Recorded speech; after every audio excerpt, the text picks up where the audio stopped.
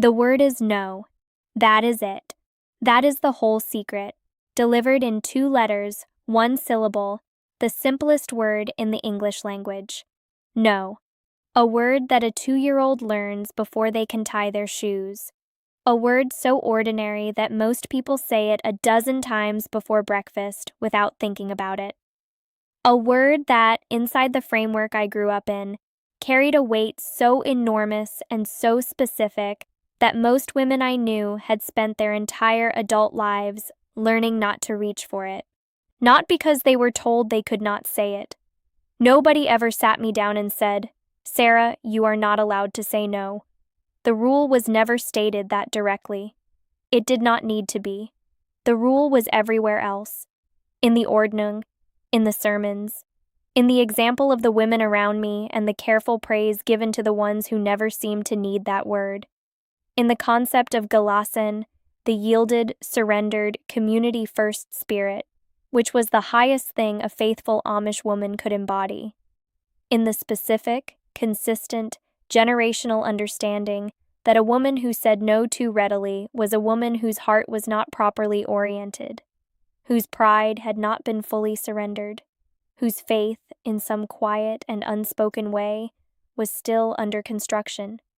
I absorbed this the way I absorbed everything, completely, early, without examination. I was a good girl. I was a faithful girl. And faithful girls, in my community in Indiana, learned very young that the word no was available to them in a narrow range of situations and significantly less available everywhere else. My name is Anna.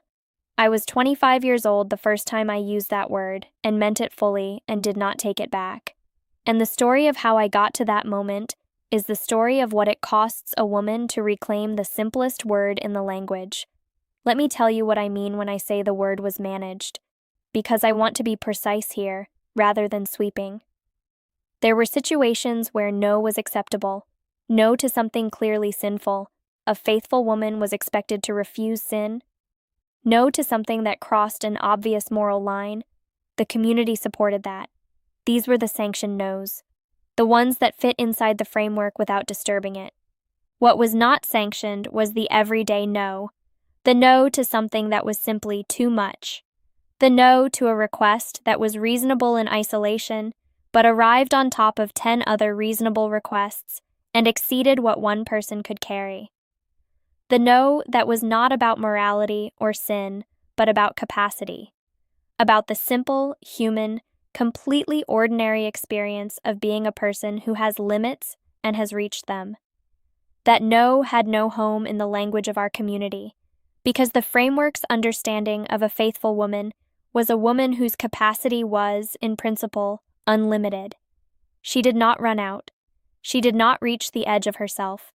If she felt like she was running out, it was a sign that she needed to pray more, surrender more, lean more fully into the gelassen spirit that would fill the gap between what she had and what was being asked of her. The solution to too much was always more faith, never less demand. I was 22 when I first understood this clearly. Not as something I had been told it my whole life in various forms, but as something I felt in my own body. I was in the middle of a period of extraordinary demand, a new baby, a sick mother-in-law, the harvest cooperation requiring extra household coordination, 3 community obligations arriving in the same week. I was running on no sleep and operating on the particular empty fuel efficiency that mothers learn because they have no other option.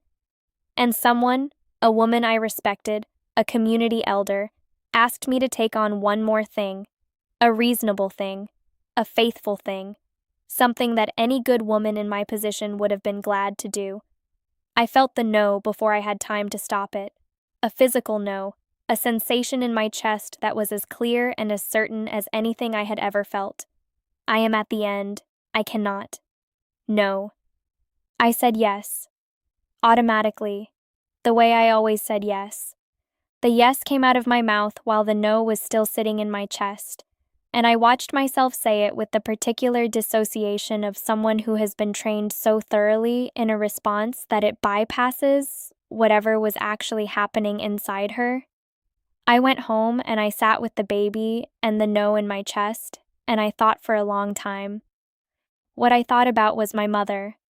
I thought about watching her over the years, the way she moved through demands, the way she absorbed extra weight without visible complaint, the particular quality of her tiredness in certain seasons that nobody named and nobody addressed because her tiredness was simply the weather that the household existed in. I thought about the older women in our community, the ones whose faces in certain unguarded moments showed a compression that I was only now old enough to recognize as the long-term cost of a life lived without the word no. I thought about my daughter. She was 3 months old. She was lying in my arms with that complete, trusting, open weight of an infant who does not yet know anything about what the world will ask of her. And I thought, what am I going to teach her? Not in the explicit lesson way, in the lived example way, in the way that daughters learn from watching their mothers what a woman's life is allowed to look like.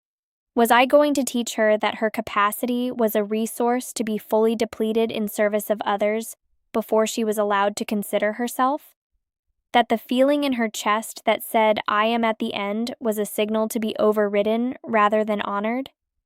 That the word no, the simplest word, the most basic protection a person has for their own limits, was not quite available to her the way it was available to everyone else? I sat with that for a long time. The baby slept. The house was quiet. Outside the window, the fields were going gold in the autumn light. By 23, I had started practicing. Small no's, private ones at first, the no I said inside my own head when something was asked that I did not have room for, even when the word that came out of my mouth was still yes. I was learning the difference between the two. I was learning to hear my own no before the yes reflexively covered it. It was a strange kind of practice, like learning to hear a sound that had always been there, but that I had trained myself not to notice.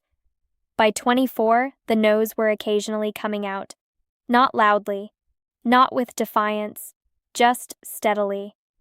When my mother-in-law asked me to host a gathering the week after our second child was born, I said, I am not able to do that this week. Not I cannot because of a specific conflicting obligation. Not a deflection or a redirection. Just, I am not able. Which was true. Which I was allowed to say. Which, it turned out, the world survived.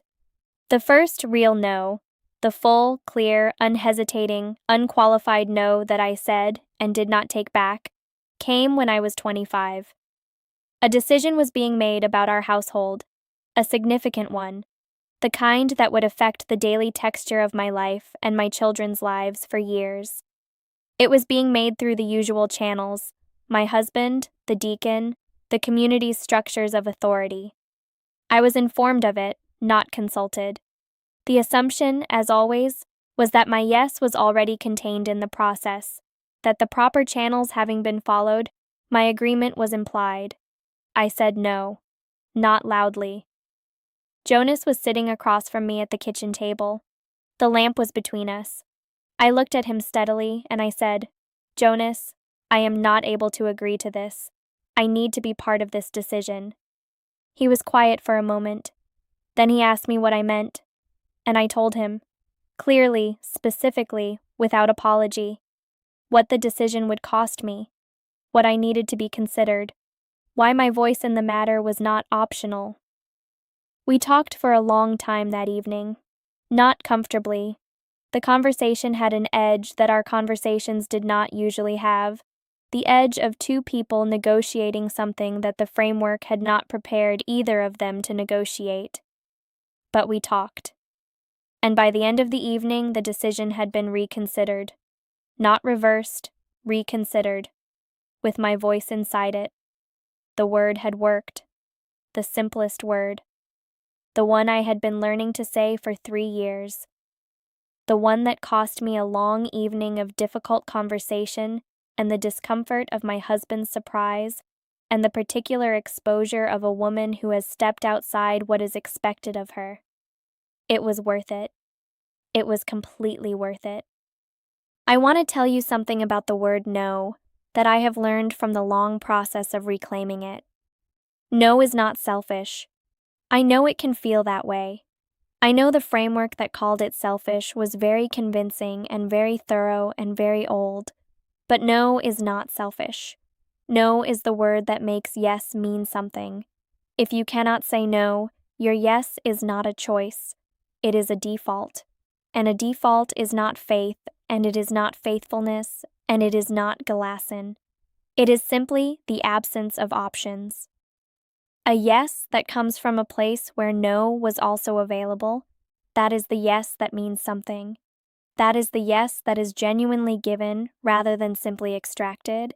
That is the yes that a person can stand behind with their whole self. I want you to know that the word is available to you. Whatever framework you live inside, whatever has been built around you that has made the word feel dangerous or unavailable or like something that belongs to other people but not to you. The word is yours. It has always been yours. You are allowed to reach for it. Start small if you need to. Say it inside your own chest first, where nobody can hear it. Practice hearing it in yourself before you practice saying it out loud. Learn the difference between your no and your yes, so that when the yes comes, it means something. The simplest word in the language. 2 letters, 1 syllable, completely yours. No.